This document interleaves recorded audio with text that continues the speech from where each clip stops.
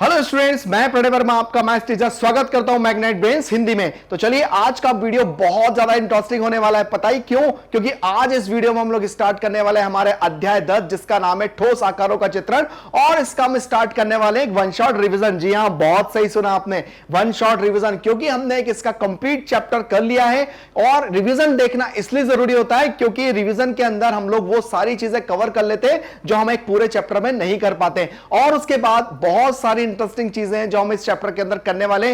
बने रहिए मेरे साथ, बस बहुत एंजॉय के साथ हम लोग स्टडी करेंगे, कहीं मत जाइएगा और हमारे वीडियो को बिल्कुल लाइक करिएगा और देखिएगा। आइए देखते हैं कौन कौन से क्वेश्चन है जो हमने इसके अंदर लिए हैं। देखिए यहां पर सबसे पहले या आपको देखने में लग रहा होगा कि ये सर क्या लिया है स्टार्टिंग में, लेकिन ये बहुत इंपॉर्टेंट चीज है भाई। ये इसलिए है क्योंकि ये जो आकृतियां देख रहे हैं ना, ये हमारी दैनिक जीवन के अंदर ये आपको देखने को मिलती होंगी और इसलिए इनको पहचानना बहुत ज्यादा जरूरी है। और ये जो हमारा चैप्टर है, जो हम लोग 10वां चैप्टर कर रहे हैं, इसके अंदर जो इंपॉर्टेंट टॉपिक है कौन सा, द्विविमीय और त्रिविमीय, ये क्या चीजें हैं इसको हम लोग समझेंगे। देखिए यहां पर आपको क्या दिया हुआ है, एक एग्जाम्पल दिया हुआ है। जैसे ये एक आपको एक आकृति दी हुई है भाई, ये कौन सी आकृति है, ये द्विविमीय आकृति है, पर ये आकृति काय की है, ये वर्ग की है। ठीक है, चलो ये तो दे दिया। अब बाकी के लिए क्या करें हम, बाकी के लिए अब हम समझेंगे। ठीक है, अब ये देखो, ये आकृति देखकर आपको क्या समझ में आ रहा है भाई? मेरे को तो मेरा बचपना समझ में आ रहा है इस आकृति को। क्यों भाई? ये आकृति काय की है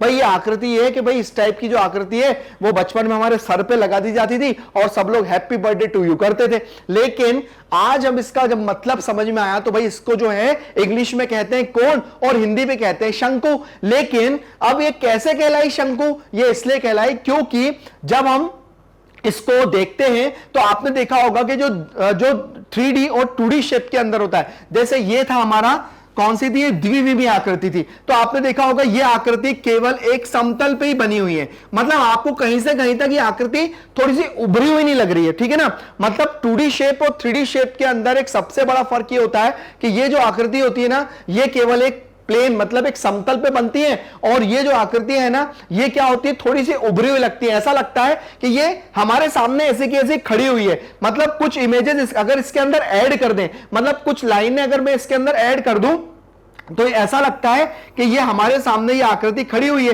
तो भाई ये आकृति कौन सी हो गई? सबसे पहले काम करते हैं, यहां पे नंबरिंग डाल देते हैं ताकि हमको वो नंबर से समझ में आ जाएगा कि भाई ये किसकी आकृति है। ठीक है, ये हो गया 6, ये 7 और ये 8। अब देखो ये जो है ये आकृति त्रिविमीय आकृति है, लेकिन ये आकृति है किसकी?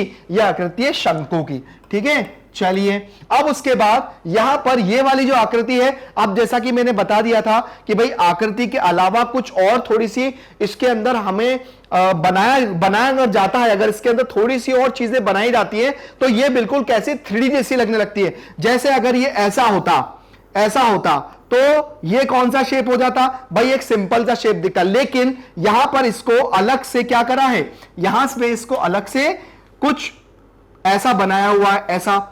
ठीक है, ऐसा गोला गोला सा बनाया हुआ है। तो ये आकृति कौन सी हो गई भाई? ये आकृति हो गई कौन सी? ये हो गई वैसे त्रिविमीय, लेकिन इसको बोलते क्या है? अब देखो इसको पहचानने के लिए क्या करो, अपने घर के ऊपर जाओ। आपके घर के ऊपर एक पानी का मतलब जो होता है टैंक रखा हुआ है, उसके अंदर क्या करते हैं, पानी भरते हैं। जरूरी नहीं है सबके यहाँ जो टैंक होते हैं वो इस शेप के हों, लेकिन ज्यादातर इसी शेप के होते हैं। वो काय के बने होते हैं? प्लास्टिक के। ठीक है, तो ये जो आकृति है ना, इस आकृति को कहते हैं हम लोग सिलेंडर, जिसको हम लोग हिंदी में कहते हैं बेलन। ठीक है, तो ये भाई हमारी आकृति हो गई है, ये बेलन की हो गई। अब आगे बढ़ते हैं। देखो ये आकृति, ये क्या है? ये है एक आकृति, ये तो आप लोग जानते होंगे, इसको कहते हैं त्रिभुज। लेकिन इसके अलावा यहां पर आपको 3 लाइनों के अलावा और कुछ अलग से कुछ किया है? नहीं किया ना, ये एक बस इतनी है। तो भाई ये कौन सी है? द्विविमीय आकृति है, लेकिन इसको बोलते क्या है? इसको बोलते हैं त्रिभुज। क्या बोलते हैं इसको? त्रिभुज। तो बस हमें उन आकृतियों को पहचानना है, और इस टेबल से हमने ये सीखने को मिल रहा है कि भाई जो हमारे जो द्विविमीय और जो त्रिविमीय आकृतियों में फर्क क्या होता है ये बताया है। मतलब आपको खुद ही दिख रहा होगा इन आकृतियों में आपको खुद ही देखने को एक नजर आ रहा होगा कि कोई कोई से शेप आपको ऐसा लग रहे होंगे जो उभर के दिख रहे होंगे, और कोई कोई से शेप ऐसे होंगे जो केवल आपको बने हुए दिख रहे होंगे बस। तो देखो यहां पर ये आपको एक उभरा हुआ शेप दिख रहा है, ये आपको एक उभरा हुआ आकृति दिख रही है, ये आपको एक उभरी हुई आकृति दिख रही है, ये आपको एक उभरी हुई आकृति दिख रही है, और ये आपको एक उभरी हुई आकृति दिख रही है। ठीक है ना। अब हम इसकी बात करते हैं। देखिए ये आकृति क्या है, अब देखो इसमें और इसमें आपको क्या फर्क दिख रहा है। यह है एक द्विविमीय आकृति थी, क्योंकि इसके अलावा 4 लाइनों के अलावा इसके अंदर क्या था, कुछ भी नहीं था। लेकिन इस 4 लाइनों के अलावा यहां पर इसको उभारने के लिए कुछ अलग से मैंने लाइनें भी बनाई हैं। ठीक है, तो ये इस आकृति को क्या बना देती है, द्विविमीय से त्रिविमीय बना देती है। ठीक है, तो भाई ये हो गई। अब ये आकृति क्या है, ये है आकृति त्रिविमीय, पर बोलते क्या है इसको, बोलते हैं इसको घन। क्यों बोलते हैं घन, देखो घन और घनाभ, जैसे हम लोग पढ़ते थे छोटे आ के लिए, बड़े आ के लिए आ, वैसे ही घन, घन मतलब आपको अलग ही समझ में होगा, छोटा। घनाभ, तो घनाभ क्या होगा, बड़ा होगा घनाभ। घन छोटा, घनाभ बड़ा। तो ऐसे हम लोग अपने समझने के लिए काफी सारे आइडिया लगा सकते हैं। ठीक है ना। जैसे ये क्या है, ये आपको एक वृत्त नजर आ रहा है। क्या नजर आ रहा है, एक वृत्त नजर आ रहा है। हमने वृत्त बनाते थे, काय से बनाते थे भाई, हमारे पास एक प्रकार होता था, उसमें पेंसिल लगाते थे और इतनी त्रिज्या का वृत्त बनाते थे, बस। इसके अलावा और क्या करते थे भाई, वृत्त बन जाता था, त्रिज्या निकाल लेते थे, व्यास जो भी रहता था मतलब वो दिया रहता था हमको, उसके हिसाब से हमको वृत्त बनाना होता था। तो भाई ये क्या है, एक ये द्विविमीय आकृति है भाई, ये द्विविमीय आकृति है। बोलते क्या है इसको, इसको बोलते हैं वृत्त। ठीक है ना। अब उसके बाद ये फिर यहां पे एक और आकृति आ गई। अब यह आकृति भी थोड़ी सी आपको उभरी हुई दिख रही है। देखो ये था घन, ये है घनाभ। ठीक है, तो ये कौन सी आकृति है, ये त्रिविमीय आकृति है। अब इसको बोलते क्या है, इसको बोलते हैं घनाभ। अब उसके बाद ये वाली जो आकृति है, ये वाली आकृति जो है हमारी जो दिनचर्या की लाइफ है, इसके अंदर ये वाली आकृति भी हमारे हाथ में आती रहती है, जैसे बॉल हो गई, फुटबॉल हो गई। तो क्या है, एक 3D शेप है। ठीक है, पर ये काय का है, इसको बोलते क्या है, गोला। ये है तो त्रिविमीय आकृति, पर ये है क्या, गोला। ठीक है, तो ये हमारा 8वें नंबर की आकृति। तो इस टेबल से हमको यह समझ में आया है कि कौन कौन सी आकृति है जो आपको उभरी हुई नजर आ रही है और कौन कौन सी आकृति है जो आपको उभरी हुई नहीं नजर आ रही है। तो यहां पर जो थोड़ी सी उभर के आने वाली आकृति है ना, ऐसा लगता है कि बस हमारे सामने आ गई है, पर वो बनी हुई है, पर लग ऐसा रहा है कि वो उभर के हमारे सामने आ गई है। उन आकृतियों को कहते हैं 3D आकृति, और जो सिंपल बनी हुई रहती है वो रहती है 2D, जिनको हम कहते हैं द्विविमीय। और उसके बाद त्रिविमीय, दोनों आकृतियों के बारे में हमने इस टेबल में समझा और बहुत अच्छे से हमने इसकी एक जानकारी भी निकाली। चलिए आगे आते हैं, हमने रिवीजन के अंदर और कौन कौन से क्वेश्चन ऐड करें, आइए देखते हैं, है ना।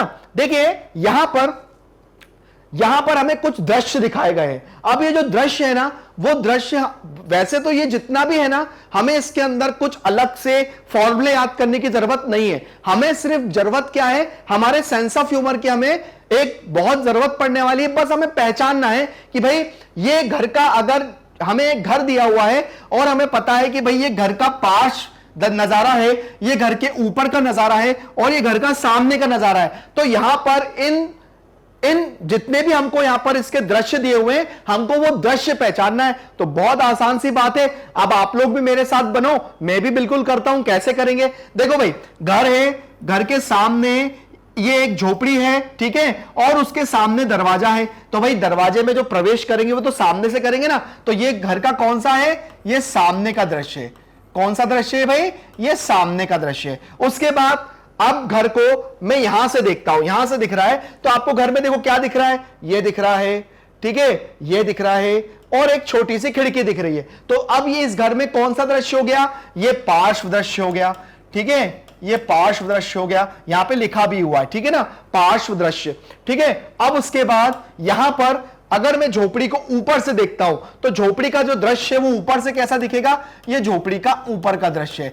ऐसे ही यहां पर हमने एक एग्जाम्पल के लिए झोपड़ी लिए, और बहुत सारे यहां पर एग्जाम्पल हो सकते हैं जिनको अगर हम लोग साइड से देखें, ऊपर से देखें, या हम लोग उसको पीछे से देखें, तो वो कैसे दिखेगा। मतलब ये हमारी सारी चीजें इसलिए दी हुई हैं ताकि ये हम लोग पहचान सके। जनरली जानते सभी हैं, पर बहुत से लोगों को यह नहीं पता होगा कि उसको हिंदी में क्या बोलते हैं, तो इसलिए हमको यहां पर दिया हुआ है कि भाई इसके नजारे क्या क्या है। ठीक है ना, आइए देखते हैं आगे और कौन कौन से चित्र जो हमको दिए हुए हैं। आइए देखिए, यहां पर हमें अगला जो दिया हुआ है वो क्या दिया हुआ है, एक गिलास दिया हुआ है।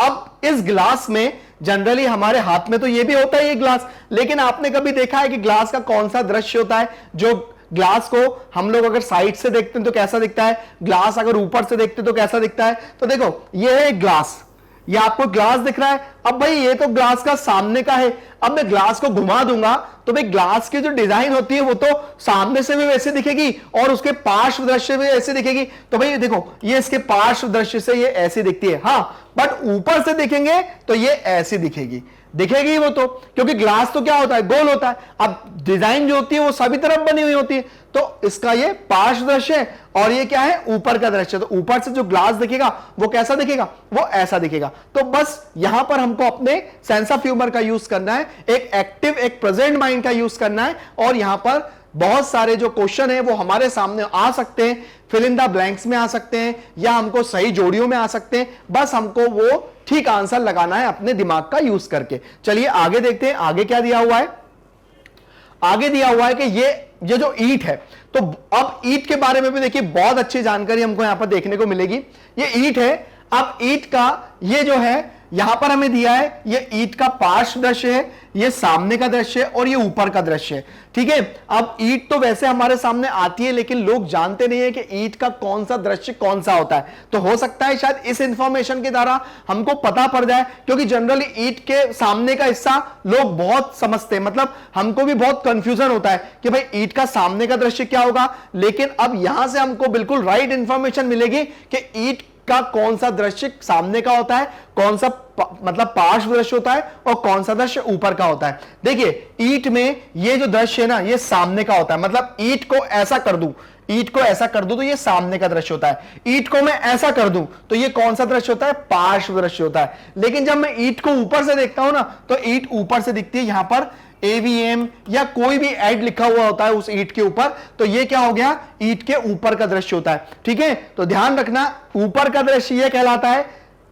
साइड का जो पार्श्व दृश्य वो ये कहलाता है, और जो सामने का दृश्य है वो ये कहलाता है। तो देखा, एक नई जानकारी हमको मिली है ना। ईंट तो सबके घर में होती है, लेकिन हो सकता था कि हमको नहीं पता था कि ईंट का दृश्य कौन सा होता है, तो हमने ये जान लिया कि भाई अब ये जो होता है वो सामने का दृश्य है, ये पार्श्व दृश्य है, और ये कौन सा है, ऊपर का दृश्य है। आइए आगे देखते हैं और कौन कौन से दृश्य हमारे सामने आएंगे। देखिए ये बड़ा इंटरेस्टिंग है। ये क्यों इंटरेस्टिंग है भाई, ये जो होता है ना, हम ये हमारे टॉय में भी यूज करते हैं। जी हां, बिल्कुल सही बोला मैंने, ये टॉय में भी यूज करते हैं। अब देखो इसके अंदर है क्या, अब एक काम करो, ले आओ टॉयज मेरे सामने और उसको ये बनाओ। ये टॉय कौन सा है, ये वो जो बचपन में आप लोग एक गेम आता होगा जिसको ब्लॉक वाला गेम आता होगा, उसको जोड़ते हो, बनाते हो, काफी सारी चीजें बनाते होगे आप लोग, तो इसी तरह का ये। अब मुझे ये पहचानना है कि इसमें से ये कौन सा दृश्य है। अब जैसे ये दिखा हुआ है, ये है, मैं इसको आपको समझाता हूं थोड़ा सा डिफरेंट वे से। देखो ये जो है आपका, ये सामने का अगर दृश्य दिखेगा तो ये दिखेगा।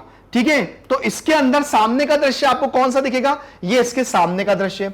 ठीक है, और अगर मैं इसके पार्श्व की बात करूं, मतलब साइड में, तो साइड में आपको क्या दिखेगा, साइड में केवल आपको ये वाले बॉक्स दिखेंगे। ठीक है, क्योंकि साइड में ये सब चीजें तो छुप जाएंगी, लेकिन सिर्फ ये चीज दिखेगी। तो भाई ये कौन सा दृश्य हो गया, इसका पार्श्व दृश्य हो गया। और उसके बाद जब मैं इसको ऊपर से देखूंगा, तो ऊपर से देखने में मेरे को कौन से, केवल ये वाला बॉक्स और ये वाला बॉक्स, ये ऊपर से ऐसा दिखेगा। ठीक है ना, तो ये ऊपर का दृश्य हो जाएगा। मतलब केवल आपका दिमाग का इस्तेमाल करके आपको यह बताना है कि इसके अंदर कौन सा दृश्य है और वो कैसा दिखेगा। बहुत आसान सी चीजें, बट हां कभी कभी बहुत इजी चीज भी हमारे लिए टफ हो जाती है। खैर डरने का नहीं है, आप लोग आराम से करो, आराम, सब कुछ चीजें हो जाएंगी। बस ध्यान से देखना, आप लोग इन दृश्यों को भी बहुत अच्छे से पहचान लोगे। बल्कि मेरे हिसाब से तो आप इनको प्रैक्टिकल से भी करो, आप लोगों को और अच्छे से समझ में आएगा। ठीक है ना, चलिए आगे आते हैं अपने अगले क्वेश्चन की तरफ। आगे दिया हुआ है फिर वही एक ठोस जो यहां पर हमको दिए हुए हैं कि हम घनों को जोड़कर बनाई गई आकृतियों के भी विभिन्न दृश्य प्राप्त कर सकते हैं। अब यहां पर कौन कौन से दृश्य प्राप्त कर सकते हैं भाई, देखिए यह है ऊपर का दृश्य, यह है सामने का दृश्य और यह है पार्श्व दृश्य। अब देखो ऊपर से तो देखने में आपको क्या दिख रहा है, ये आपको ये दिखाई देगा ऊपर से देखने में, ये आपको ऊपर से देखने में दिखाई देगा। अब आपको ये आकृति कहां दिख रही है, ये है आपकी ऊपर का दृश्य, ठीक है। अब अगर हम सामने की बात करें तो देखो सामने अगर हम देखेंगे तो सामने की बात करेंगे ना, तो सामने केवल आपको ये दिखाई देगा, ये दिखाई देगा और बस ये दिखाई देगा, ये दोनों बॉक्स दिखाई देंगे, ठीक है। तो ये हो गया सामने का दृश्य। और अगर मैं इसके पीछे की बात, मतलब इसके पार्श्व की बात करूं, पार्श्व का मतलब क्या होता है, पार्श्व का मतलब होता है साइड, ठीक है। अब साइड से अगर मैं देखूं तो आपको क्या दिखाई देगा, एक ये वाला बॉक्स, एक ये वाला बॉक्स और एक ये वाला बॉक्स, मतलब ये वाला घन, ये वाला घन और ये वाला घन, ठीक है ना। तो ये आपको यहां से दिखाई देगा। तो क्या है, बस हमको पहचानना है कि अगर इस आकृति को मैं ऐसे कर दूं, ऐसे कर दूं या सामने से, ये दिखने में कैसे होंगी, यहां पर हमको वही दिया हुआ है। बस छोटी छोटी सी बातें हैं, ध्यान रखना है। हाँ, और इसके अलावा इसके अंदर बिल्कुल भी मतलब कंफ्यूजन की कोई बात नहीं है, ध्यान से समझ में आएगा तो आप लोग आराम से समझोगे। बाकी मैं तो हूं आपके साथ, ठीक है ना। चलिए आगे देखते हैं। यहां पर एक और हमें दिया है कि अब इन घनों को हमने थोड़ा सा बदल दिया। अब इस बदलने के बाद हमको ये कैसे दिखते हैं, देखिए अगर हम सबसे पहले बात करें इसकी पार्श्व की, तो देखो पार्श्व में देखो एक तो ये दिखेगा और ये पीछे जो दिख रहा है ना छोटा सा, वो दिखेगा, तो ये हो गया पार्श्व, ठीक है ना। उसके बाद अगर हम इसको सामने से देखें तो सामने से देखने पर आपको क्या दिखाई दे रहा है, ये और ये तीनों चीजें आपको सामने से दिखाई दे रही हैं। और अगर हम ऊपर से देखें तो ऊपर से देखने में आपको ये दिखाई दे रहा है, ये देखिए, ये ऊपर से देखने में दिखाई दे रहा है। तो ये देखिए, मतलब अगर हम इनको ध्यान से चीजें करें तो सारी आकृति बहुत आसानी से पहचानी जा सकती है, बस गलती ना हो। क्या होता है, कभी कभी जल्दबाजी में गलती भी हो जाती है और सबसे ज्यादा गलती होती है ये पार्श्व व्यू में, ठीक है। अगर हम पार्श्व व्यू को ठीक से देखें तो अगर वो चीज मतलब प्रैक्टिकल में कैसे दिखेगी, उस चीज का ध्यान रखो। मतलब अगर मैं इसको ऐसे देखूंगा तो देखो ये इसके पीछे जो बॉक्स दिया हुआ है ना, ये पीछे वाला, ये भी इसके अंदर आएगा। इसलिए मैंने बोला था ये वाला और ये वाला, ये दोनों पार्श्व में आएंगे, ठीक है ना। तो समझना अच्छे से, ठीक है। चलिए आगे आते हैं अपने अगले वाले क्वेश्चन पे। क्या दिया हुआ है, अब देखिए यहां पर दिया हुआ है कि बहुफलक क्या होते हैं और उसके बाद बहुफलक कौन से नहीं है। तो याद करो मैंने इसके एक चैप्टर पढ़ाया था, चैप्टर नंबर 3, जिसके अंदर हम लोगों ने जो बहुफलक होते हैं और जो मतलब वक्र कैसे बनते हैं, ये सारी चीजें मैंने आपको बताई थी। मुझे पता है आप लोगों को बहुत अच्छे से याद भी होगा। देखिए क्या होता है, जो एक सरल रेखाखंडों से बना बंद वक्र क्या कहलाता है, सरल रेखाखंड। मतलब ऐसा ये बना, ये बना, ये बना, ये बना, तो सरल रेखाखंडों से बना हुआ वक्र क्या कहलाता है, एक सरल बंद वक्र कहलाता है, ठीक है। और जो सरल बंद वक्र होते हैं वही क्या कहलाते हैं, हमारे एक बहुभुज कहलाते हैं, ठीक है, वही बहुभुज कहलाते हैं। तो वही डेफिनेशन हमारी इसमें भी यूज हो रही है, जी हां, क्योंकि देखो ये एक सरल रेखाखंडों से क्या बन रहे हैं, जैसे ये गया, ये मुड़ गया, ये गया, ये मुड़ गया, ये मुड़ गया, तो क्या है, ये एक सरल रेखाखंडों से नहीं बन रहे। तो इसलिए ये जितने भी हैं ये क्या है, ये बहुफलक है और ये बहुफलक नहीं है। एक बार फिर समझ लो भाई, क्या है, सरल रेखाखंडों से बना हुआ बंद वक्र क्या कहलाता था, बहुभुज कहलाता था। तो यहां पर बहुभुज और बहुफलक की यहां पे डेफिनेशन एक ही बोल रहे हैं, मतलब ये भी क्या है, एक सरल रेखाखंडों से बना हुआ। तो देखो यहां पर आपने देखा होगा एक सरल रेखाखंड से बन रहा है, ठीक है, ये बन रहा है एक सरल रेखाखंड से, है ना। लेकिन जो सरल रेखाखंड से नहीं बनता है वो क्या हो जाता है, वो बहुफलक नहीं कहलाता है। देखिए यहां एक रेखा गई, ऐसी हो गई तो होगा ही नहीं। तो इसलिए यहां पर दिया हुआ है कि उसके फलक या फेसेस कहलाते हैं। ये फलक किनारों या कोनों से मिलते हैं जो रेखाखंड है, तथा ये किनारे शीर्ष से मिलते हैं जो बिंदु है। ऐसे ठोसों को बहुफलक या बहुफलकीय कहते हैं। देखो क्या होता है, सबसे पहली बात कि अगर कोई भी बहुफलक बनाना हो तो बहुफलक बनाने के लिए हमको सबसे पहले क्या जरूरत पड़ती है, हमें पहले फलक की जरूरत पड़ती है। तो फलक कैसे बनते हैं, फलक जो बनते हैं ना वो कैसे बनते हैं, एक सरल रेखाखंड से बना बंद वक्र, ये बन गया बहुफलक, है ना। अब बहुफलक बन गए, बहुफलक काय से बने, बहुफलक मैंने काय से जोड़े, किनारों से जोड़े, और एक किनार काय से जुड़ गए, कोनों से जुड़ गए, है ना, शीर्ष से जुड़ गए, तो ये शीर्ष से जुड़ गए।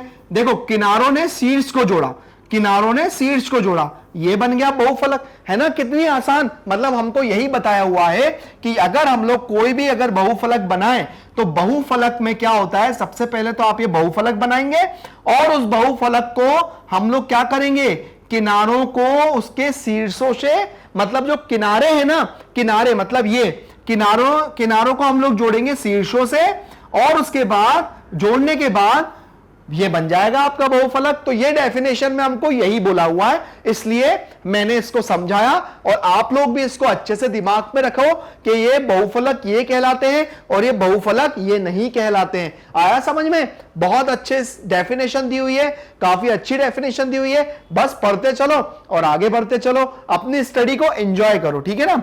चलिए आगे आया टॉपिक। अब देखो कुछ हमको यहां पर ऐसी आकृतियां दी हुई हैं, जैसे ये है गोला, ये है शंकु और ये है बेलन। अब इसके अंदर ये दिया हुआ है कि ये इसका वक्र पृष्ठ है, ये इसका पार्श्व पृष्ठ है, और उसके बाद ये इसका आधार है। ये मैंने इसलिए लिया है क्योंकि इसके आने वाला जो चैप्टर हम लोग जो क्षेत्रमिति पढ़ेंगे, इसके अंदर उनके हम लोग आयतन निकालना सीखेंगे। तो ये वक्र पृष्ठ है, ये आधार, ये इसका पार्श्व पृष्ठ है, ठीक है। ये शंकु है तो ये इसका आधार है, ये इसका पार्श्व पृष्ठ है, और इसका वक्र पृष्ठ निकालना भी आता है, इसका आयतन निकालना भी आता है। ऐसे ही हमारा जो वक्र पृष्ठ है तो ये इसका वक्र है, और उसके बाद यहां पर ये आधार है, तो यहां पर भी इसका आधार है, ये इसका क्या है? पृष्ठ, वक्र पृष्ठ है, ठीक है ना। तो ये हम लोग इसका जब आगे वाला जो चैप्टर करेंगे उसके अंदर हम इनके फॉर्मूले, मतलब इनके सूत्रों के साथ, जी हां सही सुना आपने, इनके सूत्रों के साथ आप लोग इनको समझेंगे। तो चलिए आगे बढ़ते हैं। आगे क्या दिया हुआ है? आगे है कि उत्तल बहुफलक, मतलब उत्तल बहुफलक और अवतल बहुफलक। तो ये भी हमारा जो अध्याय 3 है इसके अंदर के भाई उत्तल और अवतल क्या होता है। तो मैंने जो बताया था कि अगर किसी बहुभुज के अंदर अगर हम लोग उसके विकर्ण जो हैं वो अगर अंदर की तरफ बनते हैं, है ना, विकर्ण जो हैं उसके वो अंदर की तरफ बनते हैं, तो ये क्या कहलाते हैं? वो कहलाते हैं यहां पर वो बहुफलक। और जिसमें एक विकर्ण बाहर की तरफ बनता है, ठीक है, जिसमें एक विकर्ण बाहर की तरफ बनता है ना, वो क्या कहलाते हैं? मतलब वो कहलाते हैं बहुफलक, मतलब उत्तल बहुफलक कहलाते हैं। यह है अवतल और यह है उत्तल। तो यहां पे अवतल और उत्तल दोनों का समझाने का मतलब वही है कि भाई जिसमें विकर्ण अंदर की तरफ बन रहे हैं वो क्या कहला रहे हैं? हमारे उत्तल बहुफलक। और जिसमें जो विकर्ण बाहर की तरफ बनेंगे वो क्या कहलाएंगे? अवतल बहुफलक। बस इसके अंदर यही चीज थी समझाने की, इसलिए मैंने आप लोगों को इसको मतलब अपने रिविजन पार्ट में इसको रखा ताकि आप लोग इस चीज को बहुत अच्छे से समझ जाएं। चलिए आगे आते हैं। आगे क्या दिया हुआ है? देखिए ये टॉपिक थोड़ा सा इंपॉर्टेंट है, इसको थोड़ा ध्यान से समझिएगा। और हां, आप लोगों के लिए भी बहुत ज्यादा जरूरी है, छोटी छोटी जानकारी है जिसको हमें समझना चाहिए, ठीक है ना। क्या दिया हुआ है? देखिए सम बहुफलक, सबसे पहले बात आती है सम। सम का मतलब क्या होता है? जो मतलब क्या है सम का मतलब? सम का मतलब यह है कि जिसकी सभी भुजाएं क्या हो? बराबर हो, और सभी कोण क्या हो? वो भी बराबर हो। सम का मतलब ये। अब उसके साथ बहुफलक भी आ गया, तो क्या कहलाते हैं? एक बहुफलक तब सम बहुफलक कहलाता है जब उसके सभी फलक सर्वांग सम हो। अब ये सर्वांग सम का मतलब क्या होता है? सर्वांग सम का मतलब होता है कॉन्ग्रेंट। कॉन्ग्रेंट का मतलब होता है हूबहू वही, बिल्कुल वैसा का वैसा। मतलब जैसे आपको ये दिख रहा है ना, ये तो हूबहू उसके नीचे का भी वैसा का वैसा ही होगा। जैसे ये है ना, वैसे ही हूबहू उसके सामने का भी होगा। तो सर्वांग सम का मतलब बिल्कुल वैसा का वैसा। मतलब जो कहते हैं ना कि अगर आपको ये है, ये आपको ये फलक अगर ऐसा दिख रहा है तो सेम नीचे वाला फलक भी बिल्कुल वैसा का वैसा होगा। जैसे मैंने ये बना के बताया, तो नीचे का भी वैसा का वैसा ही होगा, ये इस तरह से, ठीक है। और आमने सामने के भी वैसे ही होंगे। और उसके बाद सर्वांग सम सम बहुभुजों से बने हो तथा प्रत्येक शीर्ष पर मिलने वाले फलकों की संख्या भी समान हो। अब भाई प्रत्येक शीर्ष, अब मैं बताऊं आपको शीर्ष क्या होते हैं, ध्यान रखना। ये सारे क्या हैं? ये शीर्ष है, ये शीर्ष है, ये शीर्ष है, ये शीर्ष है, ये सब शीर्ष है। अब इन शीर्षों पे मिलने वाले जो फलक है ना, उनकी संख्या समान है। जैसे मान के चलिए यहां पर एक फलक मिल रहा है, ये दूसरा फलक ये मिल रहा है, और तीसरा फलक ये मिल रहा है। मतलब इस शीर्ष पे कितने फलक मिल रहे हैं? 3 फलक मिल रहे हैं। तो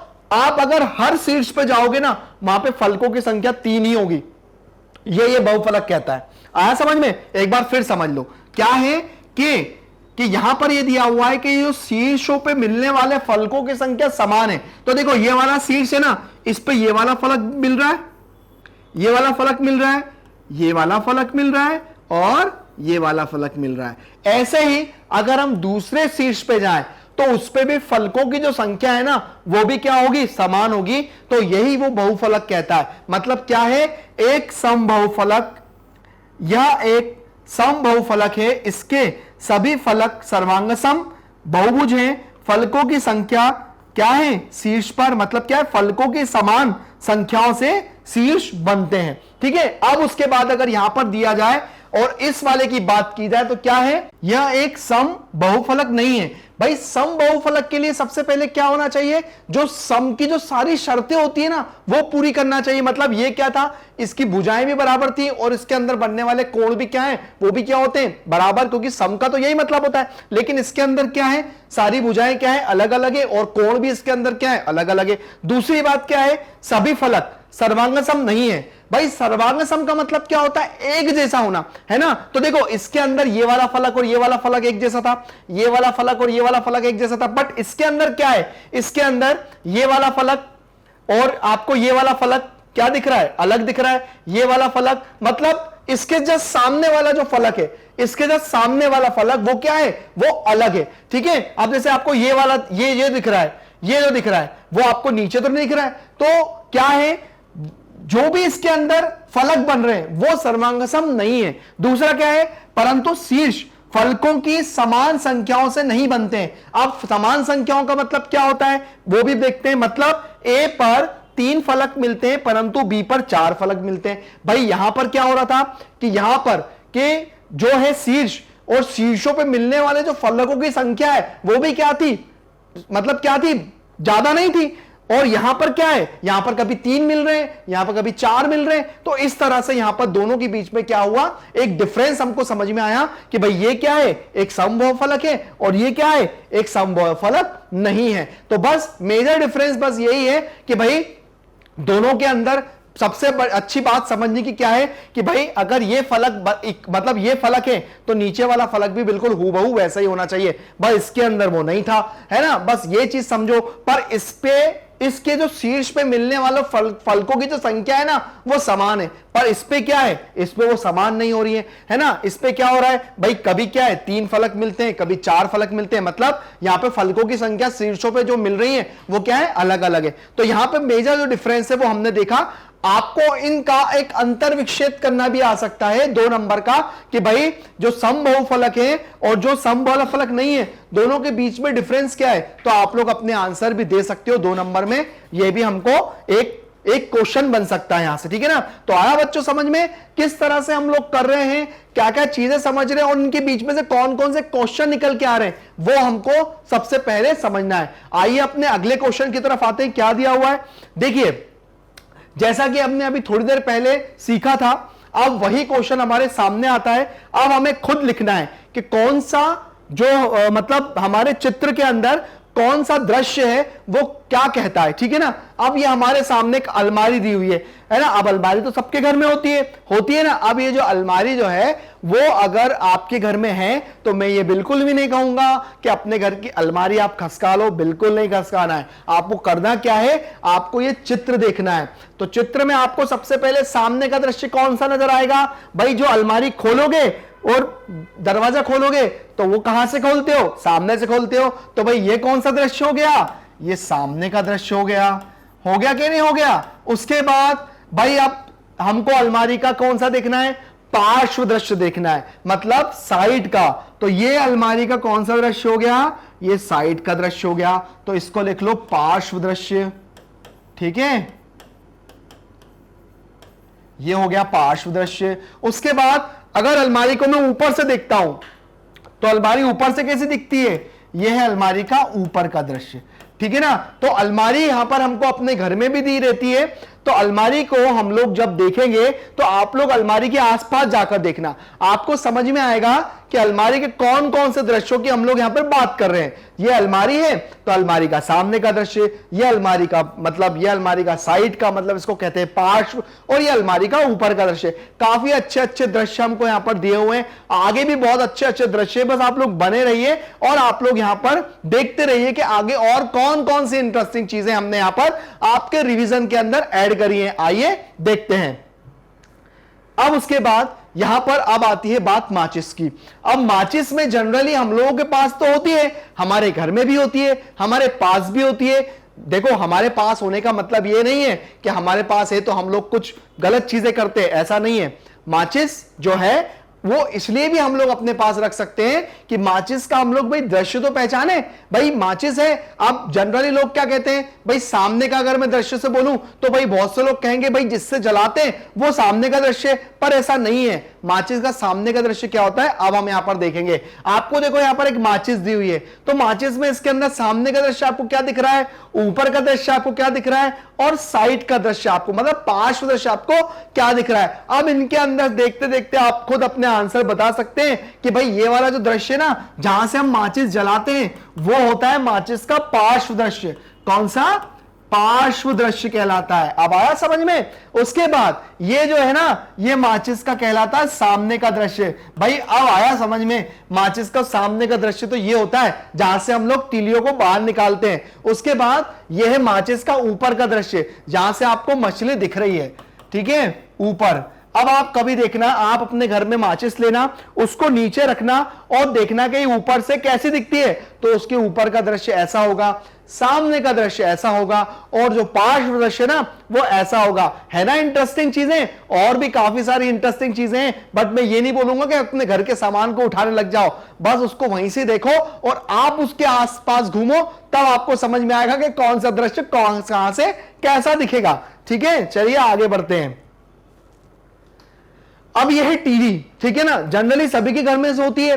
अब भाई टीवी जो है, तो टीवी कहां से देखते हो आप लोग, सामने से देखते हो। अब टीवी के सामने का दृश्य कैसा दिखता होगा, पता है ना आपको। भाई टीवी के सामने का दृश्य, यह है टीवी के सामने का दृश्य, क्योंकि जहां से हम लोग टीवी को देखते हैं। उसके बाद यह है टीवी का कौन सा दृश्य, यह है टीवी का पार्श्व, यह है टीवी का पार्श्व दृश्य। और टीवी को अगर मैं ऊपर से देखूं तो टीवी कैसे दिखेगी, ऐसे, ठीक है ना। आजकल तो घरों में सबके पास ये वाली टीवी नहीं होती है, आजकल तो एलसीडी का जमाना है भाई, एलसीडी में देखते हो, है ना। तो एलसीडी अब आप लोग देख लेना कि एलसीडी सामने से कैसे दिखती है, ऊपर से कैसे दिखती है, साइड से कैसे दिखती है, तो और जरूर देखना, पर उसको निकालना मत, नहीं तो पिटाई पड़ेगी, ठीक है ना। चलिए आगे आते हैं अपने अगले क्वेश्चन पे, देखते हैं उसके अंदर क्या दिया हुआ है।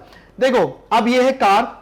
अब कार का तो जनरली सभी लोग जानते ही हैं कि कार का कौन सा दृश्य कहां होता है। भाई जब कार सामने से आती दिखती है तो ये कौन सा दृश्य हो जाता है, ये कार का सामने का दृश्य हो जाता है, ठीक है। जब कार साइड में खड़ी रहती है या पार्किंग में खड़ी रहती है तो आपको ऐसा लगता है कि ये कार का कौन सा दृश्य है, ये कार का पार्श्व दृश्य है, ठीक है ना, ठीक है। और ऊपर जब देखेंगे ऊपर से तो कार का दृश्य ऊपर से कैसा दिखाई देगा, ऐसा दिखाई देगा ऊपर से। तो काफी अच्छे यहां पर हमको एक नॉलेज की चीजें हैं जो केवल हमको अपने दिमाग से मतलब दिमाग को ठीक रखकर हमारे आंसर को टिक लगाना है और हमको बताना है कि कौन सा दृश्य क्या है, ठीक है ना।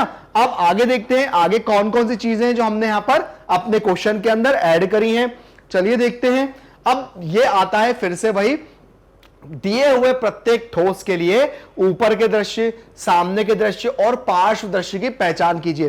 तो चलिए आज हम लोग इसका एक नया तरीका सीखते हैं। क्या सीखते हैं, अब भाई ये इनको देखकर हमको समझ में तो आता नहीं है, पर एक काम करते हैं, अब हम लोग इसके अंदर क्या लॉजिक लगाएं जिससे हमको समझ में आ जाए। तो एक काम करते हैं, यहां पर हम एक नंबरिंग कर लेते हैं, 1 2 3 4 5 6 और 7।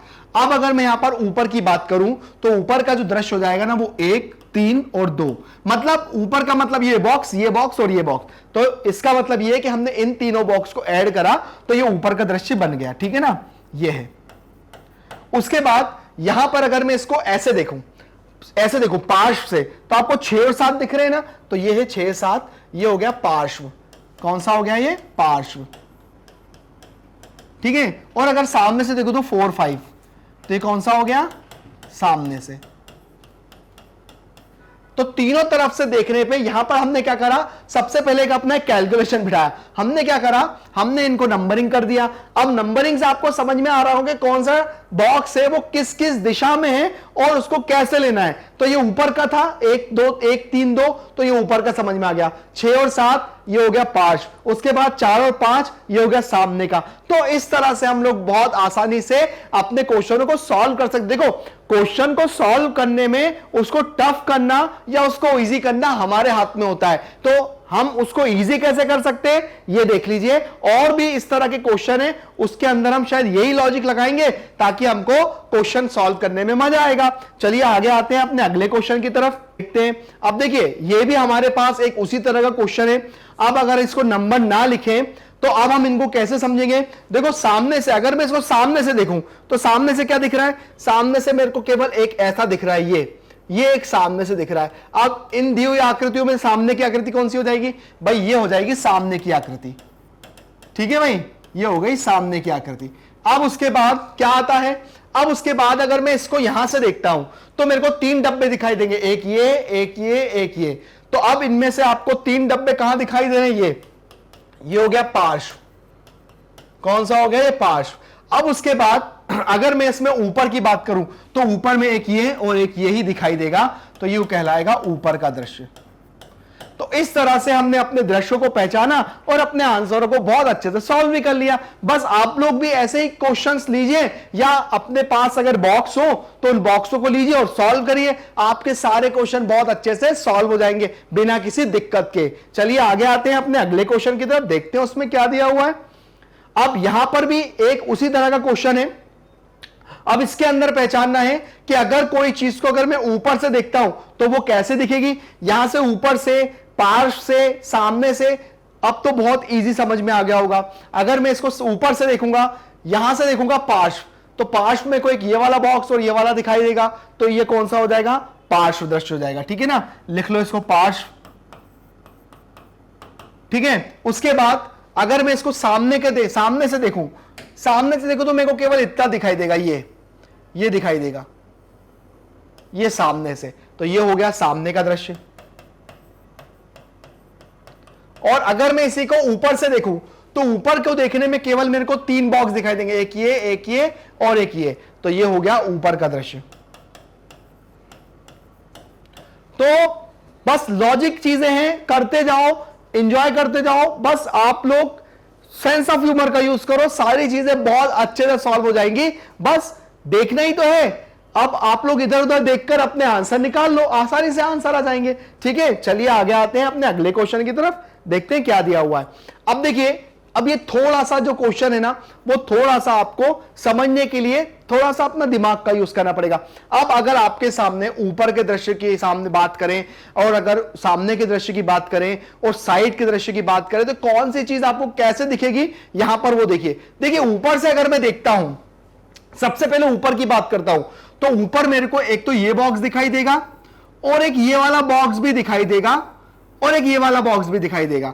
मतलब ये वाली आकृति है ना, ये कुछ इस तरह से दिखाई देगी, ऐसा करके ये, मतलब ये बॉक्स और ये वाला बॉक्स, तो ऊपर से कुछ ऐसे दिखाई देगी, है ना। उसके बाद चलो ढंग से समझ लेते हैं, अगर आपको ऐसा समझ में नहीं आ रहा है तो और अच्छे से समझ लेते हैं।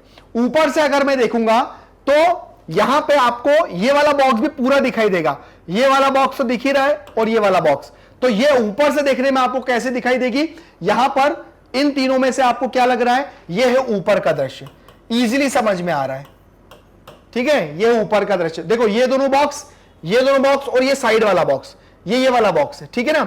उसके बाद अगर मैं इसको सामने से देखूं तो मेरे को सामने से ये वाला बॉक्स दिखाई देगा और ये वाला बॉक्स दिखाई देगा सामने से देखने पे, ठीक है। तो ये है कौन सी आकृति, ये है सामने की आकृति, ठीक है। और अगर मैं इसको पार्श्व से देखूं, ये ऐसे देखूं, तो मेरे को क्या दिखाई देगा, एक ये वाला दिखाई देगा। तो ये कौन सा हो जाएगा, ये हो जाएगा पार्श्व।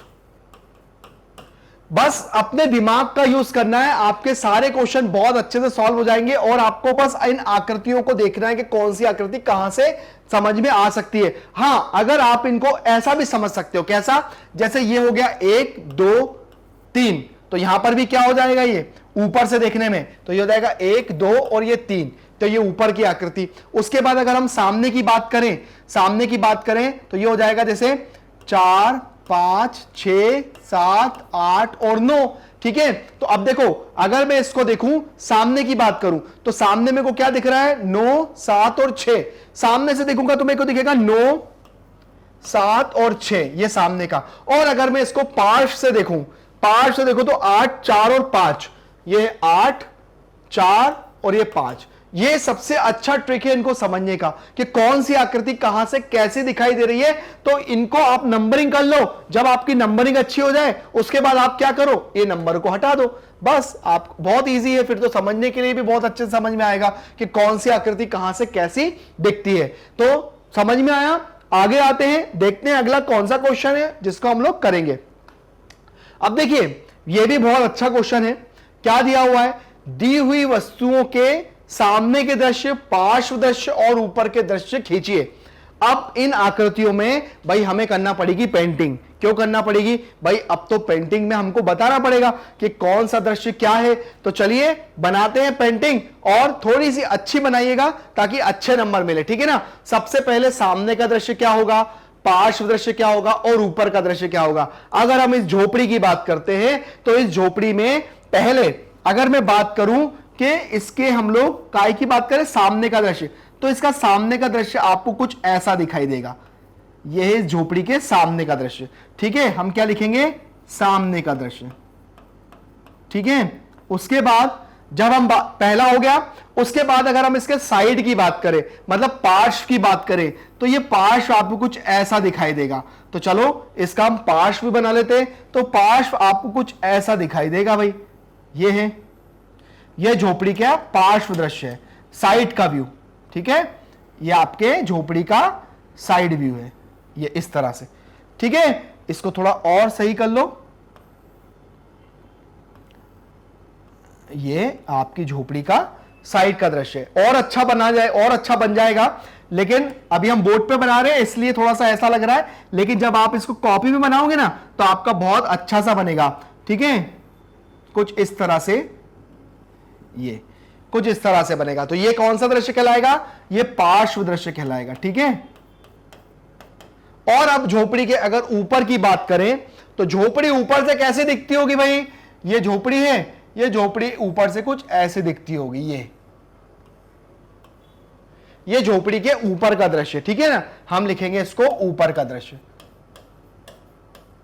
है ना। तो ये झोपड़ी है और इस झोपड़ी का सामने का दृश्य, पार्श्व दृश्य और ऊपर का दृश्य। तो ये देखने में कैसे दिखते हैं? तो हमने एक इमेज किया कि भाई ये सारे दृश्य ऐसे दिखाई देते होंगे। अब जैसे बात आती है मैच की, तो मैच की हम करते हैं, तो मैच के लिए क्या करेंगे?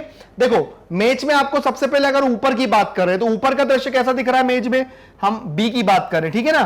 तो ये ऊपर का दृश्य है, ये देखिए ये ऊपर का दृश्य आपको मैच का ऐसा दिख रहा है, हूबहू ऐसा है ना, तो ये ऊपर का दृश्य। ठीक है, और अगर हम देखो सामने का दृश्य और पार्श्व दृश्य दोनों एक जैसे ही हैं, तो चलिए बनाते हैं। यह है हमारा ऊपर का दृश्य, ऊपर का दृश्य तो हो गया। यह है हमारा कौन सा दृश्य?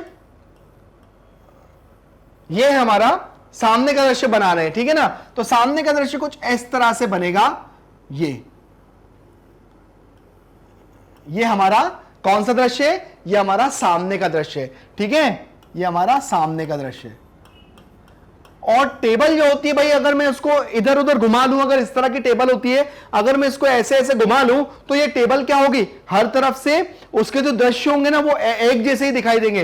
तो यही सामने का दृश्य हो जाएगा, और इसी तरह से यही कौन सा दृश्य हो जाएगा? यही इसका पार्श्व दृश्य भी हो जाएगा, ठीक है ना। तो भाई बोर्ड पे बना रहे हैं तो बोर्ड पे थोड़ा सा मजाक मत बनाना भाई, बोर्ड पे हम लोग ऐसे ही बना पाएंगे, ठीक है ना। आप लोग अपनी कॉपी में बनाना, ठीक है। तो ये कौन सा हो जाएगा? पार्श्व दृश्य। ये पार्श्व दृश्य हो गया। तो देखा आप लोगों ने, हमने पेंटिंग भी करी और हमने बना के भी दिखाया कि कौन सा दृश्य कहां से कैसा दिखता होगा। चलिए आगे आते हैं, आगे और क्या क्या दिया हुआ है और कौन कौन सी पेंटिंग हमको बनाना पड़ेगी, आइए देखते हैं। अब ये है भाई, ये नट है, ठीक है। अब एक नट है, अब नट सामने से कैसा दिखता होगा? चलो भाई बना लो। तो नट जो है ना, अगर मैं उसको घुमा लूं तो सामने का दृश्य पार्श्व दृश्य का एक जैसा ही होगा। तो चलिए देखते हैं। यह है सामने का दृश्य, यह है नट के सामने का दृश्य,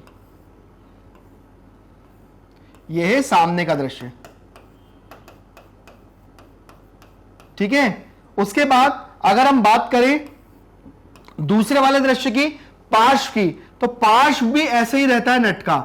आप लोग नट अपने प्रैक्टिकल के लिए नट आप खुद ले लीजिए हाथ में और देख लीजिए नट का जो पार्श्व दृश्य है और उसका जो साइड मतलब उसका जो सामने का दृश्य है वो आपको एक जैसा ही दिखाई देगा कुछ इस तरह से। तो ये हो गया पार्श्व, ठीक है।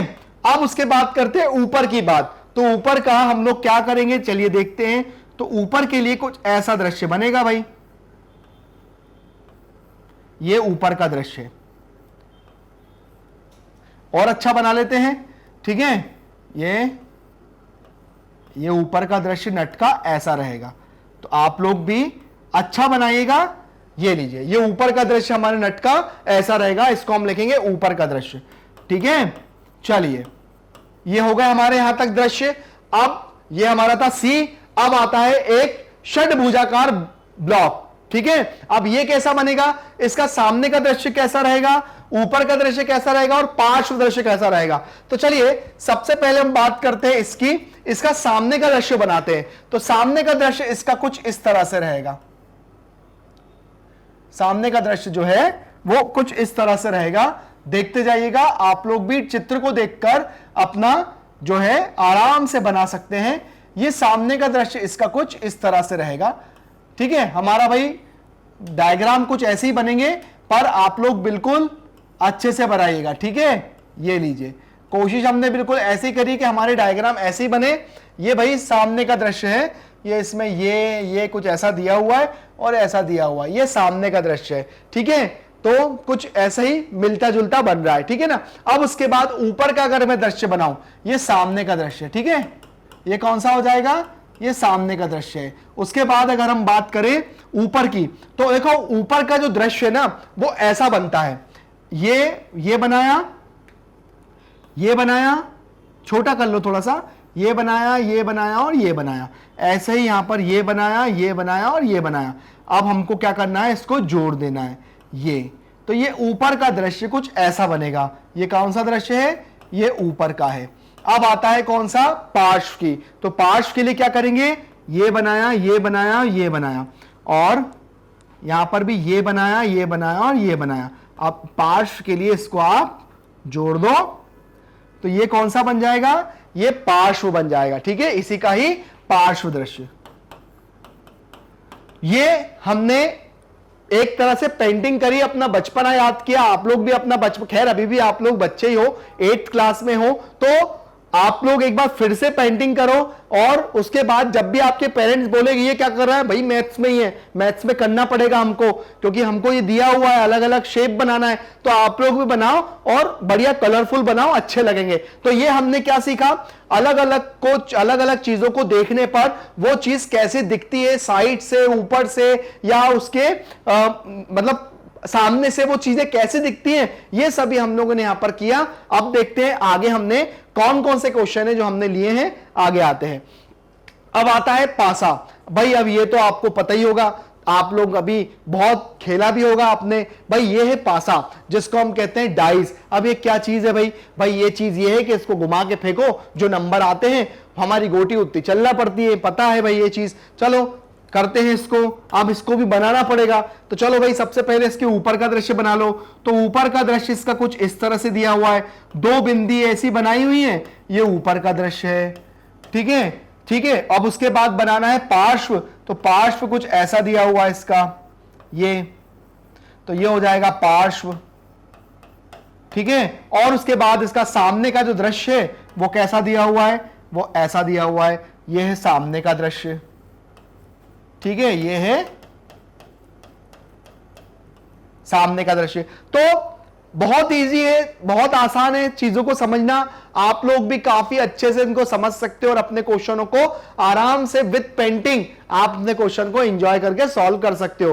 तो बने रहिए और करते रहिए और अपनी स्टडी को एंजॉय करते रहिए। तो देखा, अब इसी तरह से हम लोग अपना जो क्वेश्चन है एफ वाला, उसको कैसे सॉल्व करते हैं? तो चलिए एफ वाले को सॉल्व करने के लिए अब जैसा कि मैंने बताया आपको, आप उस ट्रिक का यूज कर सकते हैं। या तो आप नंबर डाल लो, या अगर आपको करते करते इतना अनुभव हो गया है तो आप लोग वैसा भी कर लो। देखो आपको ये दृश्य सामने से कैसा दिखेगा, सामने से देखने में आपको ये चीज ऐसे दिखेगी, ये कुछ इस तरह से दिखेगी, ठीक है, ये इस तरह से दिखेगा आपको सामने से देखने में, ठीक है। तो मतलब सामने से देखने में आपके लिए क्या क्या चीजें आ जाएंगी, एक तो ये आ जाएगा, एक ये आ जाएगा और ये आ जाएगा। तो सामने से देखने पे ये आपको कुछ ऐसा दिखाई देगा, ये, ठीक है, कुछ ऐसा दिखाई देगा सामने से देखने में आपको, ठीक है। तो ये है सामने का, ठीक है। अब उसके बाद अगर मैं इसको ऊपर से देखता हूं तो ऊपर से देखने में आपको क्या क्या चीज दिखाई देगी, देखिए ऊपर से देखने में आपको एक तो ये दिखाई देगा, एक ये दिखाई देगा और एक ये दिखाई देगा, ठीक है। तो ऊपर से देखने में आपको ये ऐसा दिखाई देगा कुछ, ये ऊपर से आपको कुछ ऐसा दिखाई देगा। तो ये ऊपर का दृश्य है, ठीक है। अब अगर मैं इसको पार्श्व की बात करूं, मतलब ऐसी बात करूं, अगर मैं इसको ऐसा देखूं तो देखो आपको एक ये बॉक्स दिखाई देगा, एक ये बॉक्स दिखाई देगा और एक ये बॉक्स दिखाई देगा। तो ये कैसा दिखाई देगा, देखिए ये ऐसा दिखाई देगा आपको, ये और एक ये इस तरह से बना रहेगा आपको, थोड़ा सा और अच्छे से। वैसे तो मैं बोर्ड पे बना रहा हूं इसलिए मेरी आकृति जो रहेंगी वो थोड़ी आपको अलग लगेंगी, लेकिन जब आप इसको अपनी कॉपी में बनाएंगे ना तो आप लोगों की वो बिल्कुल ठीक बनेगी। ये आपका पार्श्व देखने में आपको ये ऐसा दिखेगा, पार्श्व से देखने में आपको ये ऐसा दिखेगा। इसके अंदर एक ये शामिल हो जाएगा और एक ये हो जाएगा और ये हो जाएगा। तो ये हमारे सामने पार्श्व से देखने में हमको ऐसा दिखाई देगा। तो बहुत आसान सी, बहुत अच्छी सी चीजें, बस एंजॉय करने वाली चीजें। हम अगर एंजॉय करेंगे तो अपने क्वेश्चन को बहुत अच्छे से सॉल्व करेंगे और मजा भी आएगा। मेरे को तो बहुत मजा आ रहा है इस चैप्टर को, क्योंकि इसके अंदर इतनी अच्छी अच्छी आकृतियां बनाने को मिली है जो शायद मुझे मैथ्स में नहीं मिले। तो ये इस तरह से हमारा एक पूरा कह सकते हैं कि हम पूरा एंजॉय कर सकते हैं। बढ़िया आकृति बनाओ, सब कुछ करो और अपने चैप्टर को खत्म करो। चलिए आगे आते हैं अपने अगले क्वेश्चन की तरफ, देखते हैं हमने और कौन से क्वेश्चन लिए। अब यहां से हमारे क्वेश्चन हो जाते हैं थोड़े से अलग। भाई क्या दिया हुआ है, क्या किसी बहुफलक के फलक नीचे दिए गए अनुसार हो सकते हैं? क्या किसी बहुफलक में 3 फलक हो सकते हैं? तो हम क्या लिखेंगे भाई, कैसे भाई, जैसे मान के चलिए 3 भुजाओं वाला कभी बहुफलक देखा है? भाई मान के चलो अगर मैं यहां पर एक बहुफलक बनाता हूं, तो ये मैंने एक बहुफलक बनाया, तो 1 ये, 2 ये, 3 ये, 4 ये, तो कम से कम 4 की जरूरत तो पड़ेगी ना। तो भाई हम लोग क्या लिखेंगे कि भाई 3 भुजाओं से बहुफलक नहीं बनाया जा सकता, कम से कम 4 तो होना ही चाहिए, ठीक है। क्या लिखेंगे कि भाई ऐसा बहुफलक संभव नहीं है, ऐसा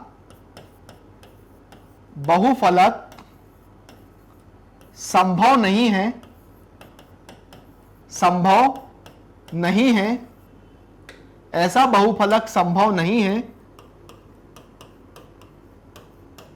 कम से कम 4 फलकों की आवश्यकता होती है, कम से कम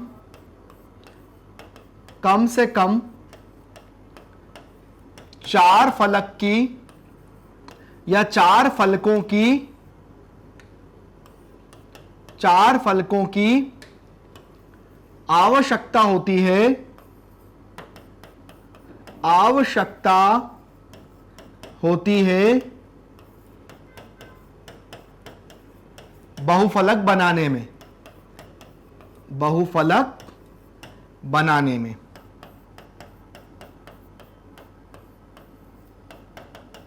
ठीक है ना, मतलब 3 भुजाओं से, मतलब 3 फलकों से हम बहुफलक नहीं बना सकते। अगर हम लोग यहां पर अगर हम त्रिभुज का भी अगर यूज करें तो वहां पर भी मुझे 1 2 3 और एक 4, मतलब एक नीचे का 4, तो वहां पर भी हमको 4 फलकों की जरूरत तो पड़ेगी, इसलिए 3 से तो ये नहीं बनाया जा सकता है। तो पहला डाउट तो हमारा यहां पर क्या हो गया, क्लियर हो गया, ठीक है। ये है पहले का पॉइंट, ठीक है, ये पहले का पॉइंट। दूसरा, 4 भुजाओं से, हां 4 भुजाओं से तो बनाया जा सकता है, ठीक है।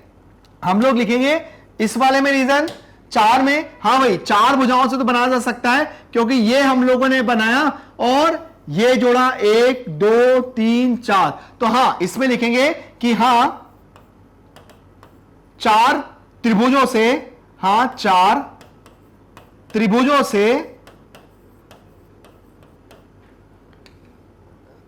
हां, चार त्रिभुजों से बनाया जा सकता है। हां, चार त्रिभुजों से बनाया जा सकता है, बनाया जा सकता है। एक वर्ग और चार चतुर्भुज, भाई यही हो गया उदाहरण कि एक वर्ग और चार चतुर्भुज, तो एक वर्ग ले लिया और चार चतुर्भुज, चार त्रिभुज, तो ये चार त्रिभुज, ये ले लिए चार त्रिभुज।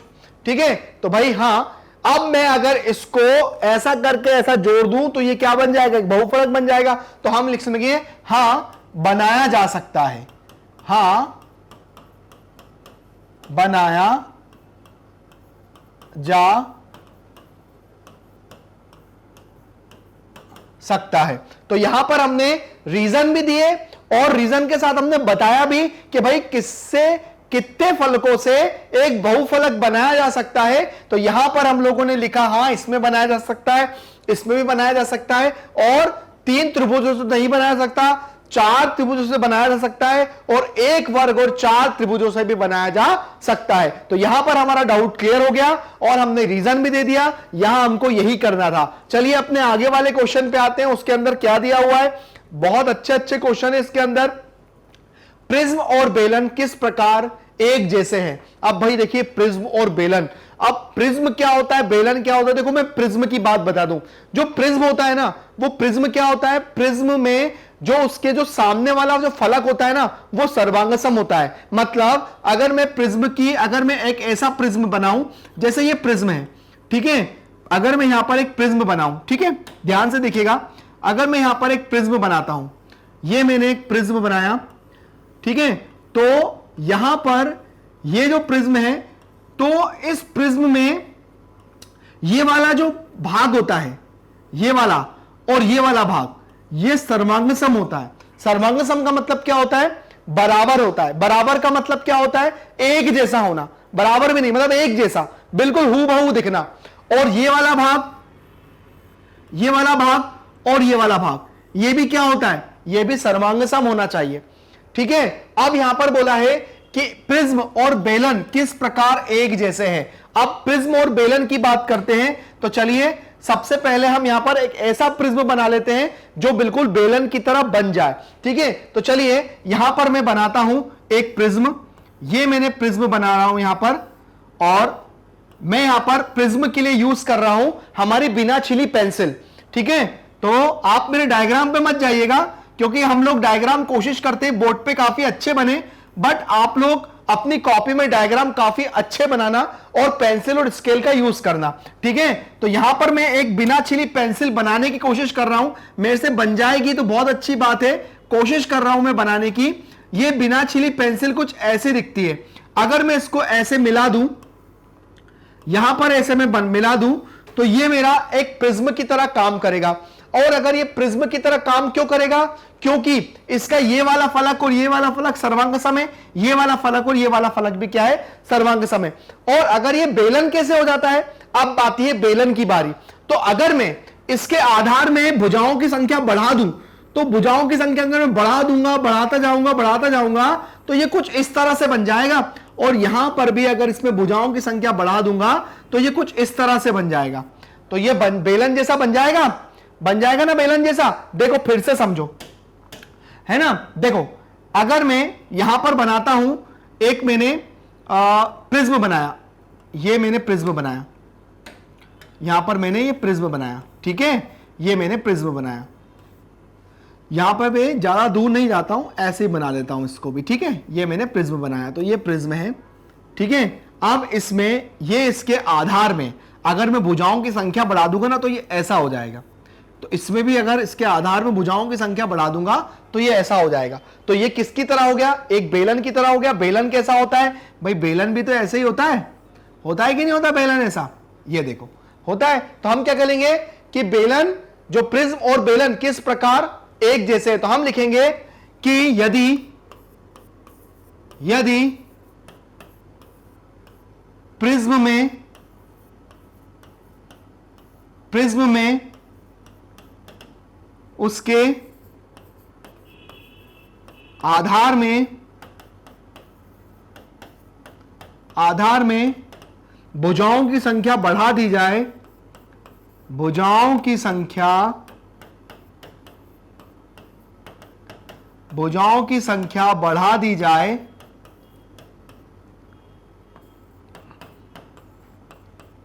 तो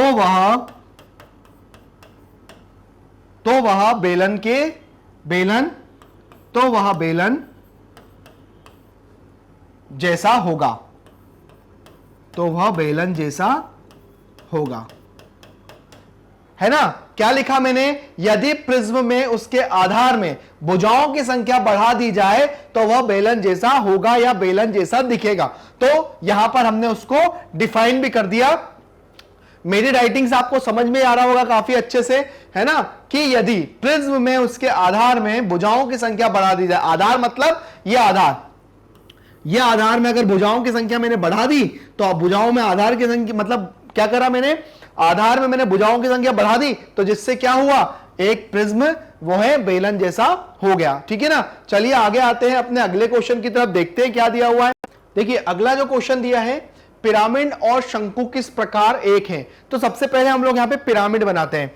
तो पिरामिड जो रहेगा वो कैसा रहेगा, देखिए पिरामिड जो है वो आपका नीचे से आप लोग उसको कैसा भी बना सकते हो, मतलब चाहे तो त्रिभुज वाला बना दो या उसको वर्ग बना दो, कोई दिक्कत नहीं है। जैसे मैं चलिए यहां पर एक पिरामिड बना रहा हूं जो यहां पर एक वर्ग जैसा है, ठीक है ना। और कोशिश करूंगा कि मैं थोड़ा सा अच्छा बनाऊं ताकि आप लोगों को भी समझ में आए। जैसे ये पिरामिड है तो यहां पर ये और ये थोड़ा पिरामिड जैसा लग रहा है, या और अगर मैं इसको क्लियर बनाऊं तो ये किस तरह से बन जाएगा, यहां पर हम लोग देख लेते हैं। ये हमारा एक वर्ग पिरामिड है, तो ये लीजिए यहां पर एक वर्ग पिरामिड मैंने बनाया, तो ये और ये और ये इस तरह से हमारा एक पिरामिड है, ठीक है ना। अब इस पिरामिड में या तो आप इसमें त्रिभुज का यूज भी कर सकते हैं इस पिरामिड में, तो ये ऐसा बन जाएगा और ये ऐसा बन जाएगा, ठीक है। थोड़ा सा और अच्छा ले लेते हैं इसको, तो समझ में आना चाहिए बस हमको। तो ये एक ये ले लिया और यहां पर एक ये ले लिया, है ना। अब ये जो पिरामिड है, इस पिरामिड को मुझे शंकु जैसा कैसा बनाना है, तो वही बात कि अगर इसके आधार में अगर मैं भुजाओं की संख्या बढ़ा दूंगा ना तो ये ऐसा हो जाएगा। कैसा हो जाएगा, ये नीचे से गोल हो जाएगा। तो ये कैसा दिखने लगेगा, एक शंकु की तरह, मतलब इसका जो शेप हो जाएगा वो पूरा एक शंकु की तरह हो जाएगा। मतलब अगर इसके आधार में अगर मैं भुजाओं की संख्या बढ़ा दूं तो ये पूरा क्या हो जाएगा, ये पूरा गोल हो जाएगा, ठीक है ना। तो इसका भी रीजन क्या होगा, यदि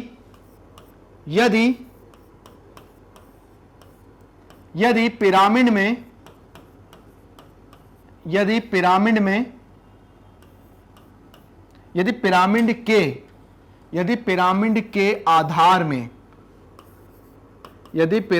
के आधार में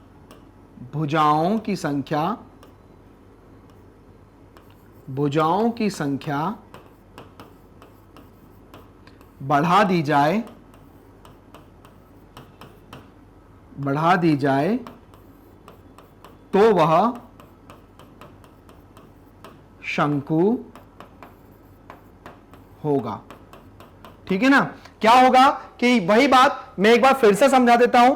क्या करना है कि अगर जैसे हम ये पिरामिड बनाया, ठीक है, यहां हमने एक पिरामिड बनाया और उस पिरामिड में हमने क्या किया, उस पिरामिड में हमने इसके आधार में अगर हमने भुजाओं की संख्या बढ़ा दी तो ये क्या हो जाएगा, नीचे से बिल्कुल गोल हो जाएगा, जो कि किसकी भांति दिखने लगेगा, जो कि एक शंकु की भांति दिखने लगेगा।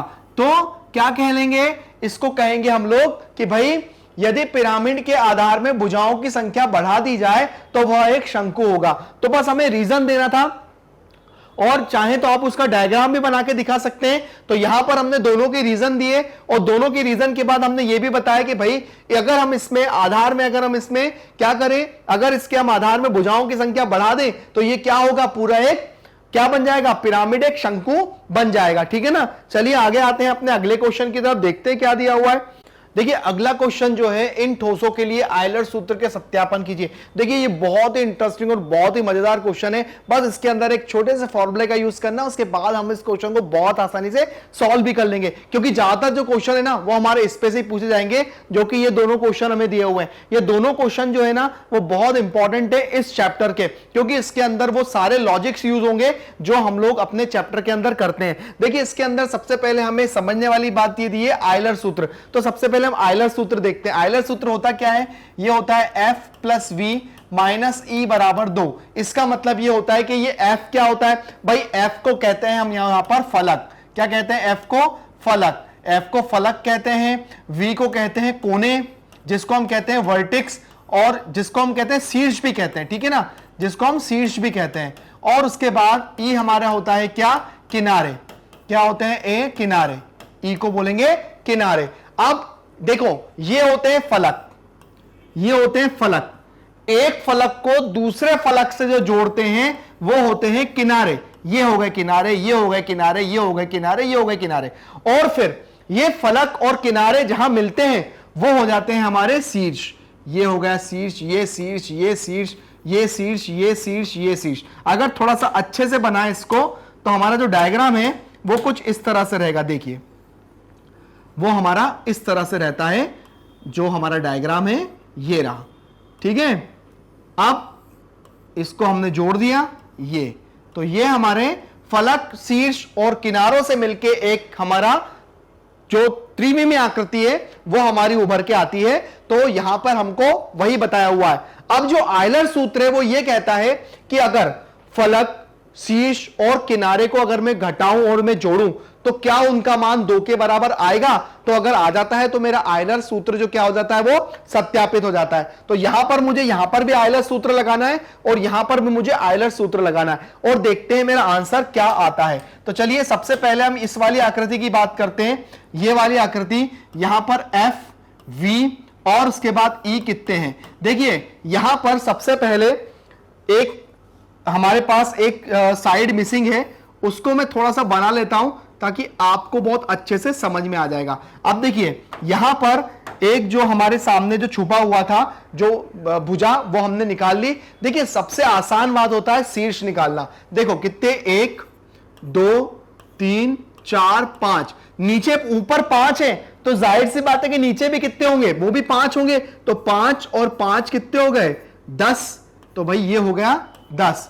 उसके बाद हम करते हैं फलक। देखो फलक, ऊपर का फलक और नीचे का फलक, ये हो गए 2 फलक, और 3 आगे के और 2 पीछे के, है ना, 3 आगे के और 2 पीछे के। तो 3 और 2 5, 6 और 7, ऊपर का और नीचे का 2 हो गए, 3 आगे के हो गए और 2 पीछे के हो गए। तो टोटल कितने फलक हो गए? 7 फलक हो गए। अब हम गिनते हैं किनारे। किनारे कैसे गिनेंगे? देखो किनारे गिनने के लिए सबसे पहले एक, यहां पर किनारे गिनते हैं तो किनारे गिनने के लिए देखो क्या करेंगे? 1 2 3 4 5 6 7 8 9, है ना, ये हो गया 10, 11 12 13 14 15। कितने हो गए? 15, ठीक है। अब हम इसको रखते हैं आयलर सूत्र में। क्या होता है? F plus V minus E बराबर 2। तो F कितना है? 7 प्लस 7 प्लस 10 माइनस 15 बराबर 2। ये हो जाए 17 माइनस 15 बराबर 2। तो ये हो गया 2 बराबर 2। तो भाई इसके लिए तो आयलर सूत्र सत्यापित हो गया। अब हम इसकी बात करते हैं, क्या इस पे हमारा आयलर सूत्र सत्यापित होता है? तो चलिए हम इसको भी करके देख लेते हैं। तो चलिए अब यहां पर हम लोग देखिए क्या करेंगे, यहां पर कैसे हम निकालेंगे। तो चलिए सबसे पहले मैं आपको इसके अंदर एक रीजन बता देता हूं, एक बात बता देता हूं कि यहां पर हमारे पास एक जो आकृति दी हुई है और इसके ऊपर जो आकृति बनी हुई है, मतलब ऊपर पिरामिड है और नीचे जो हमारी आकृति है वो क्या है? प्रिज्म है, ठीक है ना। अब इसके लिए ये वाली जो बेस है ना, इसको काउंट नहीं करेंगे, क्योंकि जब ये इसके ऊपर रखा गया तो यहां पर ये दोनों का जो बेस है ना वो काउंट नहीं होगा, तो इसको तो हम हटा देते हैं, ठीक है ना। अब सबसे पहले जो अच्छी बात होती है वो क्या है? वो अच्छी बात यह है कि हमको जब पता है कि एक घन है घन के अंदर जो फलक होती है वो कितनी होती है, घन के अंदर फलक होती है वो 6 होती है, लेकिन अब ऊपर की हट गई तो कितनी हो गई, 5। ठीक है, और उसके बाद ऊपर की ये फलक, एक ये हो गई, 2 ये हो गई, 3 ये हो गई और 4, तो 4 और 5 कितनी हो गई, 9। तो टोटल फलक कितनी हो गई, 9 हो गई। ठीक है, क्योंकि ये कितनी, 5 इसकी और ऊपर की 4 और 4 और 5 हो गई 9। अब कितने वर्टिक्स कितने होते हैं, मतलब हम लोग शीर्ष की बात कर रहे हैं, तो शीर्ष कितने हो जाएंगे, 1 2 3 4 5 6 7 8 9, ये हो गए वर्टेक्स। अब आते हैं इसके, किसकी बारी, अब आती है इसके जो हमारे किनारे होते हैं ना उसकी बारी। अब देखो किनारे अगर गिनना हो तो सावधानी से गिनना, बहुत संभल के, ठीक है ना, बस किनारे आ गए हमको सूत्र में रखना है और हमारा आंसर आ जाएगा। तो चलिए किनारे गिनते हैं। देखो अब किनारे की अगर बात आती है तो किनारा, जैसे मैं समझा चुका हूं, किनारे होते क्या है, जैसे एक आपके शीर्ष को दूसरे शीर्ष से मिला है तो वो होते हैं किनारे। अब इसके अंदर कितने सारे किनारे हो रहे हैं अगर हमें ये पता पड़ जाए और उसके बाद हम इसको इस फॉर्मूले में रख दें और देखते हैं कि इसकी अगर मान 2 के बराबर आ जाता है, मतलब इसको घटाने और जोड़ने पर अगर इसका मान 2 के बराबर आ जाता है तो हमारे लिए आयलर सूत्र सत्यापित हो गया, जैसे कि इसमें हुआ था। तो देखिए अब सबसे पहले किनारे गिनते हैं, तो किनारे गिनने में सावधानी रखना, जल्दबाजी नहीं करना। तो यहां पे देखो 1 2 3 4, उसके बाद 5 6 7 8, ये तो हो गए ऊपर के 8 हो गए, उसके बाद 9 10 11 12 13 14 15 और ये 16, तो ये हो गए हमारे 16। ठीक है, आसानी से गिनो, बढ़िया गिनो। ठीक है, अब उसके बाद इस फॉर्मूले में रखो तो हो जाएगा 9 + 9 - 16 बराबर 2, तो ये हो जाएगा कितना, 9 9 18 - 16 बराबर 2। 18 में से जब 16 को घटाएंगे तो 2 आ जाएगा, तो 2 बराबर 2। तो यहां देखा आपने, जब यहां पर हमने पूरे किनारे गिन लिए, हमने जब पूरे शीर्ष गिन लिए, हमने जब पूरे फलक गिन लिए, उसके बाद जब हमने प्लस और माइनस किया तो यह 2 बराबर 2 हो गया, मतलब आयलर सूत्र क्या हो गया, सत्यापित हो गया। जो सत्यापित हो गया तो हमारा ये समझ लीजिए कि क्या हो गया, आयलर सूत्र इन दोनों जो डायग्राम है उन दोनों के लिए क्या हो गया भाई, दोनों के लिए क्या ठीक हो गया। तो यही हमें यही करना था कि भाई दोनों में अगर हम आयलर सूत्र लगाएंगे तो क्या ये दोनों के लिए सही रहेगा, तो हां ये दोनों के लिए क्या हो गया, सत्यापित हो गया। चलिए अपने अगले क्वेश्चन की तरफ आते हैं, उसके अंदर क्या दिया हुआ है देखते हैं। यहां हमें दिया हुआ है कि अगर फलक, शीर्ष और किनारे अगर हमको दिए हो और अगर हम आयलर सूत्र लगाएं तो अगर इन तीनों में से अगर एक एक चीज करके हमें एक एक नहीं दिए हूं, जैसे हमें पहले में फलक नहीं दिया है, दूसरे में शीर्ष नहीं दिया है, तीसरे में किनारे नहीं दिए हैं, तो क्या हम लोग उसको आयलर सूत्र से ज्ञात कर सकते हैं। तो सबसे पहले आयलर सूत्र क्या होता है, F + V - E बराबर 2। अब देखो यहां पर F कितना था नहीं पता है ना, हमारा V कितना है, मतलब शीर्ष, इसको लिखेंगे F V और E। अब उसके बाद यहां पे V कितना दिया हुआ है 6 और यहां पे किनारे कितने दिए हुए हैं, यहां पे दिए हैं 12। चलिए अब इस सूत्र में लगते हैं तो क्या हो जाएगा, F तो नहीं पता है ना, F नहीं पता, V है 6, E कितना है 12 बराबर 2। तो यहां देखिए 12 में से 6 को घटाएंगे तो -6 बराबर 2, तो F बराबर कितना हो जाएगा 2, 6 उधर चला जाएगा तो प्लस, तो F बराबर कितना हो जाएगा 8। तो यहां ये कितना हो गया 8। तो भाई देखिए अगर हमें शीर्ष और किनारे दिए थे तो उससे फलक भी ज्ञात किया जा सकते हैं कितने हैं। ऐसे ही हम लोग दूसरे पे आते हैं, इसमें क्या दिया हुआ ये वाले पे, ठीक है। अब हम इस पे आते हैं तो इस पे क्या करते हैं, देखिए इस पे भी हम लोग देख लेते हैं क्या है ना, एक एक करके हम आराम से उसको निकाल सकते हैं। देखिए यहां पे हमें फलक कितने दिए थे 5, हमें शीर्ष कितने हैं नहीं पता, किनारे कितने हैं 9। तो चलिए हम इस फॉर्मूले में रखते हैं, तो यहां पर आ जाएगा 5, यहां पे हमें शीर्ष नहीं पता तो ये ऐसे कैसे हो जाएगा, -9 बराबर 2, -9 में से 5 को घटाएंगे तो -4 आएगा, तो V -4 बराबर 2, तो V बराबर कितना हो जाएगा 2 + 4, तो V बराबर हो जाएगा 4 और 2 6, ये आ गया। तो यहां पर ये कितना आ गया, जो हमारे शीर्ष आ गए वो कितने आ गए 6 आ गए। अब करना है ये वाला, इसके अंदर हमें क्या क्या दिया हुआ है, देखिए इसके अंदर हमें ये दिया है 20, ये दिया है वर्टेक्स 12 और ये हमें किनारे पता लगाना है। तो चलिए कर रखते हैं और देखते हैं कि आता है कि नहीं आता आंसर, है ना। क्या निकालना है? किनारे निकालना है। तो क्या किनारे आते हैं देखते हैं। यह है 20, यह है 12 माइनस ई बराबर 2, तो ये हो जाएगा 32 माइनस ई बराबर 2, माइनस ई को उधर ले जाइए तो 32 माइनस 2 बराबर ई, तो ये हो जाएगा 30 बराबर ई। तो ई कितना आ गया? 30। तो इसका मतलब यह है कि अगर इन तीनों में से अगर हमें एक नहीं दिया होता है, चाहे वो किनारे ना दिए हो, चाहे वो वर्टेक्स ना दिए हो, मतलब शीर्ष ना दिए हो, चाहे वो फलक नहीं दिए हो, पर अगर ये फॉर्मूला अगर हमें पता हो तो हम आसानी से निकाल सकते हैं बिना किसी दिक्कत के। चलिए इस तरह से ये हमारे क्वेश्चन होते हैं पूरे। आगे वाले क्वेश्चन पे आते हैं और वो हमारे रिवीजन का लास्ट क्वेश्चन है। आइए देखते हैं क्या दिया हुआ है। आगे दिया हुआ है हमें, क्या किसी बहुफलक के 10 फलक 20 किनारे और 15 शीर्ष हो सकते हैं?